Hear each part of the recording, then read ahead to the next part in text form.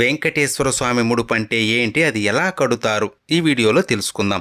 పిలిస్తే పలికే కలియుగ దైవం, కోట్లాది భక్తులకు ఇలవేల్పు, ఆపద మృక్కులవాడు, అనాథ రక్షకుడు, కొలిచిన వారికి కొంగు బంగారమైన ఆ శ్రీనివాసుడే కష్టాన్ని కడతీర్చే దైవం అని భావించి స్వామివారికి తమ కోరికలు చెప్పుకొని ముడుపు కడతారు. స్వామివారికి ముడుపు శనివారం ఉదయం దీపారాధన చేసి ముందుగా వినాయకుడికి మీ కోరిక చెప్పి స్వామికి ముడుపు కడుతున్నాను, సంకల్పం నెరవేరాలి అని కోరుకుని ఒక తెల్లని బట్టకి పసుపు తడిపి ఆరబెట్టి బట్టకి 4 వైపులా కుంకుమ పెట్టి అందులో 11 రూపాయలు లేదా స్థాయిని బట్టి కొంత డబ్బును స్వామిని స్మరించుకుంటూ పెట్టి మీరు ఎందుకు ముడుపు కడుతున్నారో మనస్ఫూర్తిగా భక్తిగా స్వామికి చెప్పుకొని డబ్బు పెట్టిన పసుపు బట్టకి 3 ముడులు వేసి స్వామి ఫోటో లేదా ప్రతి ముందు పెట్టాలి.